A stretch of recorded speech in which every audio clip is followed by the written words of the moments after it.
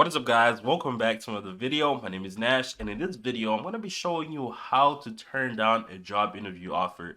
So sometimes when you are applying to a lot of jobs, you are going to get a lot of invites to interview. For the most part, it is going to be the first part of the interviewing process, which is the phone screening, right? So essentially they're going over your resume. If they don't really fully understand anything, they're going to be asking you questions, and they might be clarifying some of the things that you're going to be doing for that job and things like that, right? So once you pass the phone screening, they actually set up the interview with the person that's going to be interviewing you. It might be the HR department. It might be the department that you're going to be working for. All right, so I'm going to be using a solid example of what I just did a couple minutes ago. I turned out a job interview offer. But before I get into that, I want to get into the reasons as to why you might be declining this. So for this example, it's because I've accepted an offer from another company, right? So before you even think about sending this email, you have to be certain that you don't want to interview for that, right? Because once you say no, you're not going to be able to say yes the next day or next week or so. You're not going to be able to do that. So you have to be sure, you have to be certain that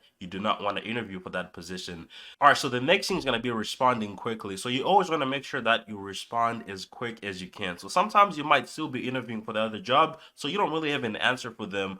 So it's okay to kind of like make them wait for that reason. But if you've already accepted another offer and you just ignore them, that is not acceptable. Simply because you're blocking the opportunity for someone else. They might still be waiting for you to respond to the email, and and you're never going to respond to it. So that is going to block someone else from getting the interview, right? So once you tell them, they're going to take you off the list and bring on someone else, right? So you're kind of like opening up opportunities for other people that weren't as qualified as you. So it's always a good idea to respond quickly.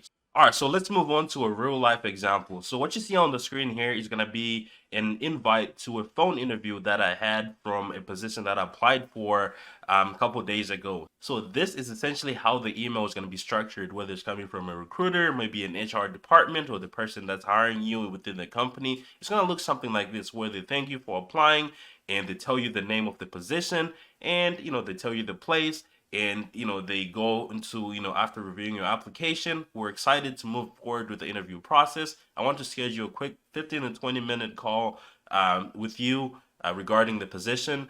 And yeah, sometimes they'll send you a link to a meeting invite so that it goes on your calendar and you don't forget. So this is kind of like what you're gonna get. They're essentially asking to for 15 to 20-minute call in order to kind of like do the phone screening. That's what this process is. All right, so I've already accepted another position at a different company, so I don't want to waste your time. I don't want them to wait for me. I want them to pick the next person that's actually interested in that position. All right, so this is my email here on the screen. As you can see, we start off with hello, good morning. So I try to avoid using their first name or last name because you never know if you're not on a first name basis with that person. And you also want to avoid saying Mr. last name or Mrs. last name. You always want to avoid that because you don't know how people identify. So just want to avoid all of that. So you can say hello, you can say good morning, good afternoon, good evening. You can say all those things, but just try to avoid the name. All right, so the first sentence goes, thank you so much for reaching out. I am grateful for the time and consideration you've given my application for the position. So first things first, you want to show gratitude, obviously, because they don't look at every application. They don't look at every application that comes in. So if they took the time to look at your application, you have to show some kind of appreciation so that, they know that you're grateful for it. They might have had 5 other people that were qualified, but they decided to go with yours. So you always want to show appreciation for that. All right, the next part is going to be, however, I recently accepted an offer from another organization. You do not have to be specific as to what organization that you're going to be going to or what position that you accepted. You do not have to be that specific, but you have to let them know that I've accepted an offer from another organization. All right, so once you let them know that you've accepted another offer, they're going to stop reaching out to you, right? Because that's kind of like what you want to do. You want to avoid wasting their time, and you want to open up the opportunity to the next best person for that position. So you have to let them know you're not going to be, this means you're not going to be taking up that offer. So that's why I say that you have to be 100% certain, because once you tell them that you're going to another organization, they're going to pick the next person on the list. So if you choose to say yes a couple of days later, there's not going to be any opening for that for the most part. The next part is, I wish you the best of luck in filling this role and hope we can keep in touch. So you always want to make sure that we can keep in touch, right?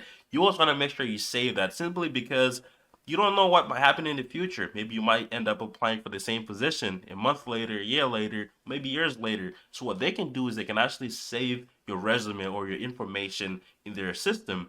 So when you apply again, they'll be able to know that we've previously screened this person, or we've liked this, we almost hired this person before.